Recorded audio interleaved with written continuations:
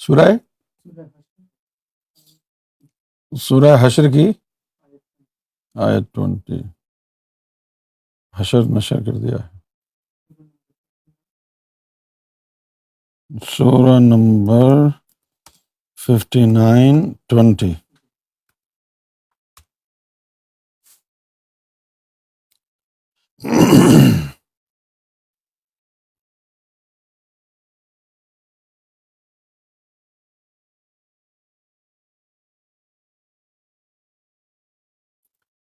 لا یستوی اصحاب النار و اصحاب الجنہ. عربی زبان میں یہ جو استوا کا جو لفظ ہے اس کا مطلب ہوتا ہے متوازی، ہم سطح،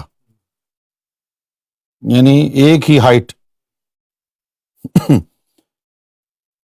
جس طرح وہ اردو میں خط مستوی ہے،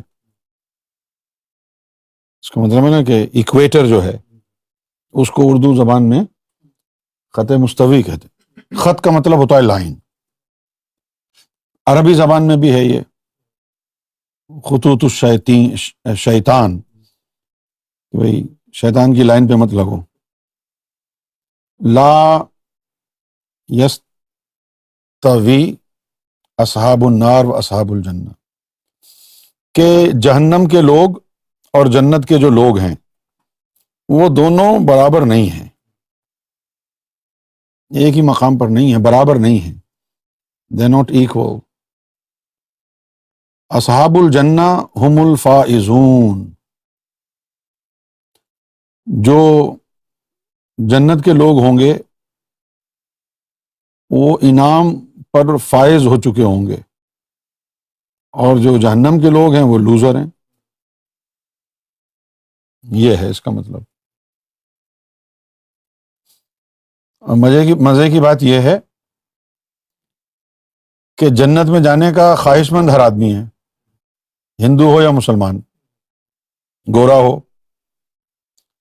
لیکن جنت میں جایا کس طرح جاتا ہے، نہ اس پہ توجہ ہے اور نہ ہی اس کے متحمل ہیں، یعنی نہ ہی ان میں اتنا تپڑ ہے کہ وہ کام کر لیں جو جنت میں لے جانے والا ہے. جنت میں جانے کے لیے نئے نئے راستے لوگوں نے اختیار کر لیے، کہ جیسے بھائی بم باندھ لو، سوسائڈ بومر بن جاؤ ہیں، اور مار دو کافروں کو، 150 کو لے کے خود بھی مر جاؤ، ڈائریکٹ آپ جو ہے جنت میں لینڈ کریں گے. یہ ایک غلط اسلام کی جو ہے تشریح لوگوں کو سکھائی جا رہی ہے.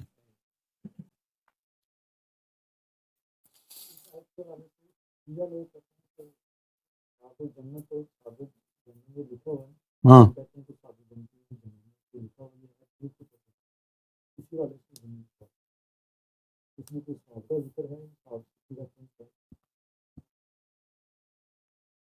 نہیں، یہ تو وہ منطق لڑا رہے ہیں نا.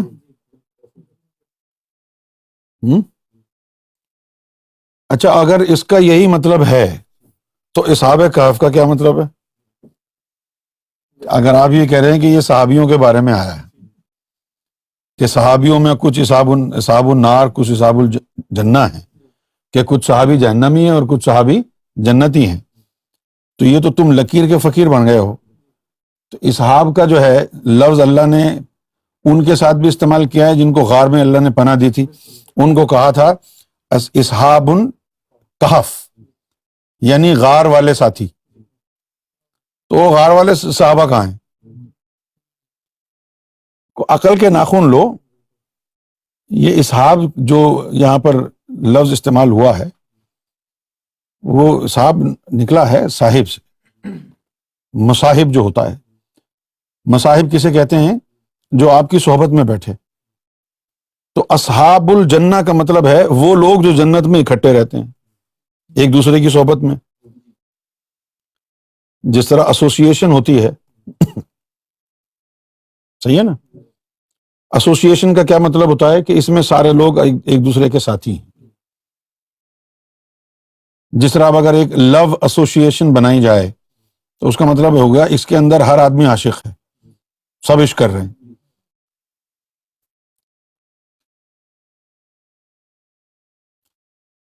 اسی طرح حبیب اللہ نے کہا اصحاب الفیل بھی ہے۔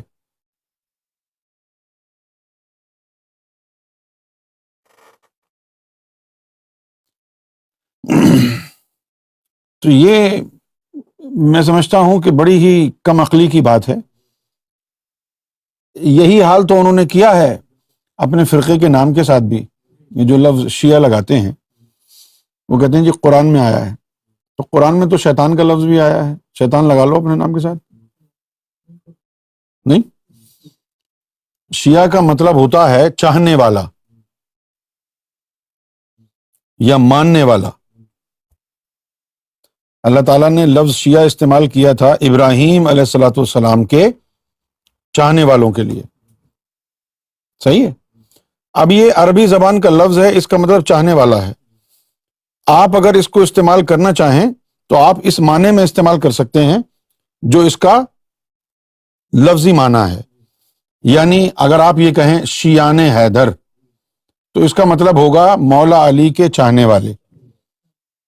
اچھا، اب مولا علی کا جو بھی چاہنے والا ہے وہ شیعان حیدر کہلا سکتا ہے، لیکن آپ نے اس کو فرقہ بنا لیا ہے۔ شیعہ فرقہ کے علاوہ بہت لوگ ہیں جو مولا علی کے چاہنے والے ہیں، جس طرح میں تو شیعہ نہیں ہوں، میں تو سنی بھی نہیں ہوں، لیکن میں مولا علی کا چاہنے والا ہوں، ٹھیک ہے نا۔ تو بطور معنی اس لفظ کے اگر میں اس کو استعمال کرنا چاہوں عربی زبان میں تو یہی کہوں گا کہ میں مولا علی کا شیعہ ہوں، لیکن یہ میں نے لفظ معنی کے طور پر استعمال کیا ہے، فرقے کے طور پر استعمال نہیں کیا کہ میں مولا علی کا شیعہ ہوں۔ تو معلوم ترجمہ کیا ہے اس کا کہ میں مولا علی کا چاہنے والا ہوں۔ اچھا، اب اگر آپ فرقے وارانہ طور پر اگر استعمال کریں گے تو پھر وہ فرقے کی طرف دلالت کرے گا کہ یہ شیعہ ہیں۔ اب بھلے اس میں ماننے والے ہوں، مولا علی کے یہ نہ ہوں، نام شیعہ ہے فرقے کا، ٹھیک ہے نا۔ اسی طریقے سے بہت سے لوگ ہیں کہ جو اپنے آپ کو اللہ کا چاہنے والا کہتے ہیں، کتنے لوگ ہیں، لیکن ان کو اللہ کی چاہت کیسے ملتی ہے، اللہ کی محبت، اللہ کا عشق کیسے ملتا ہے، ان کو معلوم ہی نہیں ہے، نہ ان کو طلب ہے، لیکن کہلائیں گے وہ۔